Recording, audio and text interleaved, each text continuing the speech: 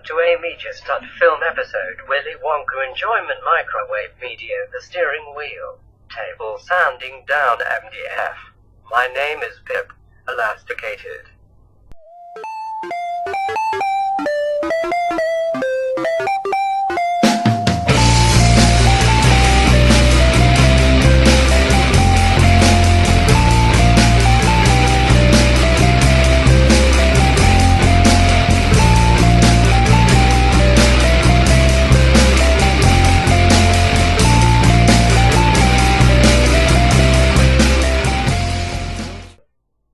Hi, and welcome to MediaStuds film episode. Right, at the start of our new series, we're going to be talking about Les Mis. Also, we're going to be talking about the Oscars. Let's go. Hello, it's Kieran here. Welcome to the first review of the year on MediaStuds film. The first film I saw this year, Les Miserables. You probably know it's already tipped for many Oscars, many awards, Golden Globes, but as we know, they're all rubbish. The only real opinion that counts here is the opinion of the MediaStuds. But is it worth all the hype? We're going to find out right now. I went to see it yesterday at the Odeon, the best screen in the whole cinema, the same screen that we went to see The Hobbit in, which was good. Projected well, although they got the ratio wrong, but on with the reviews. So I'm sure many of you listening will have already seen Les Mis in any of its formats, perhaps the musical, which I've seen, or you've read the book, or you've seen some of the straight dramatic versions on film without any of the songs in it. Whether you've seen this version, tell us what you think in the comments or on the Facebook page. The first thing to say is that you could not make a completely rubbish Les Mis musical film. The fact that the songs are so brilliant and they are hardwired in there means something. Right, they're just great songs, great tunes. From the director of The King's Speech, the slapped all over the posters. Have you seen it? I've seen The King's Speech, yes.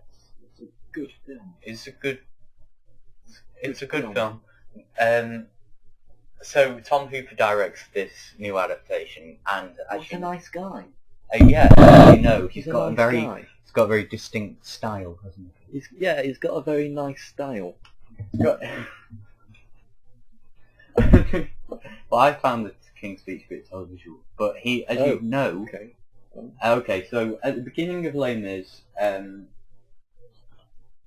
we see Jean Valjean, played by Hugh Jackman, giving a brilliant performance, pulling a massive boat into a harbour under the watchful eye of He pulled a boat. Commander Javert, under arrest for stealing a loaf of bread.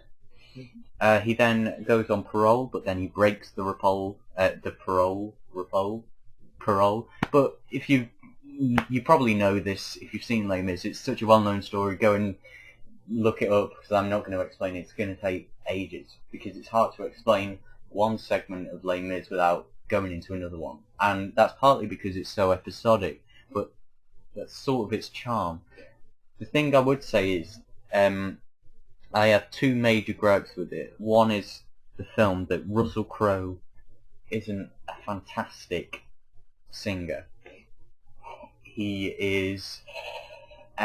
I know he's done stage shows. Careful what you say now. You know, and when you're filming live, you have to be great and on point. And Hugh Jackman is, and especially when you have those scenes between Javert and Jean Valjean, it shows that Russell Crowe is not as accomplished as Hugh Jackman. Anne Hathaway's great, but my other bad gripe is that, and I had this with the musical and the book, is that the pacing, as soon as you get to the barricade, the pacing goes all over the place, and it becomes, for about 20 minutes, quite boring. And then you get back to Jean Valjean's story. And as soon as you're with Marius, you don't know, and perhaps this is different in the book, but you don't know Marius's intentions, why he suddenly falls in love with Cosette. Isn't that a child? No, Cosette? Yeah. Well, the thing is, Cosette grows up. So it skips about... Think about this specific person. 12 years. And then we go into the story Jean Valjean's grown up, and then I think there are two things that you can't do with a stage show, and that's close-ups and wide shots, and Hooper manages to get both of these in this new film. He does during all of the solos, so I Dreamed a Dream, for example, it's intense close-ups, and that really works because it's for 5 minutes you're right in Anne Hathaway's face, tears streaming down her eyes, snot, and then he does, especially in the very last shot, and if you know what I'm talking about, if you've seen it, you have this massive wide shot of everybody, and that is really effective. I loved it. Maybe a bit long. They could have chopped. I mean, they literally keep everything in, and it felt at some points that they were adding stuff in. But I really loved it. It's worth it. But it is. I was in there for at least 3.5 hours.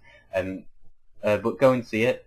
Pip, are you going to see it? Are you going to not bother? I don't really like. Seeing as your Netflix subscription has run out, you screwed up. Yeah. All right. So that was Laners. Now, the Oscar nominations. As you know, the Oscars are coming. I don't know when they actually come, but the nominations have been read, so we're just going to read them out, and Pip's going to give his gut reaction. So for the Best Picture, we have Beast of the Southern Wild, which we haven't seen. Never heard of it. Never heard of it. Zero Dark 30. Bin Laden. Story about Bin Laden. Amour, we haven't seen. Argo, we've seen. Should it be in there, Pip, as Best Picture? No. Okay, then we have Life of Pi, which we haven't seen. Looks rubbish. Les Miserables, which I've seen, and Sounds rubbish. Lincoln with Daniel Day-Lewis, who, Link? if you want Daniel Day-Lewis's best performance, go to There Will Be Blood, not Lincoln. Silver Linings Playbook. Never heard of it. And Django Unchained. Nope. So they're the Best Pictures nominations. Here's Best Actress. Jessica Chastain, Zero Dark 30. Jennifer Lawrence, Silver Linings Playbook. Emmanuel Riva, Jesus Riva. Amour, Quiven, Wallace, Beast of the Southern Wild, and Naomi Watts, The Impossible. And then the Best Actor, Bradley Cooper, Silver Lining Playbook. Daniel Day-Lewis, Lincoln. Hugh Jackman, Les Mis, he'll win. Joaquin Phoenix, The Master, and Denzel Washington, Flight. Best Supporting Actress, Philip Seymour Hoffman, The Master, he'll win it. Robert De Niro, Silver Lining Playbook. Alan Arkin, Argo. Tommy Lee Jones, Lincoln. Christopher Waltz, Django Unchained. Christopher Waltz, of course, has won before in Inglourious Basterds.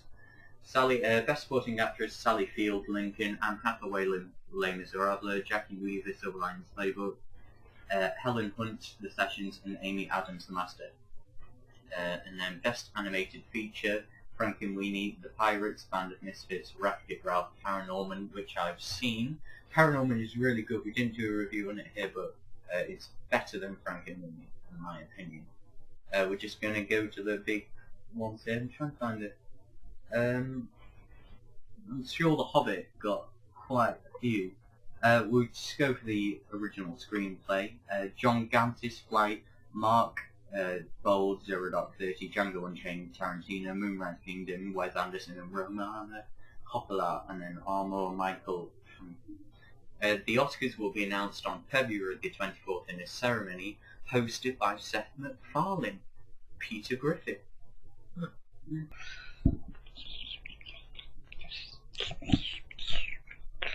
Well, it's been a fantastic episode, isn't it? I'm sure you've all enjoyed it. Much like our very first episode, Yeah. It was shite. Wasn't that good? Jesus. Well, I'm sure you've enjoyed it, and if you haven't, why not? You idiot. Bye.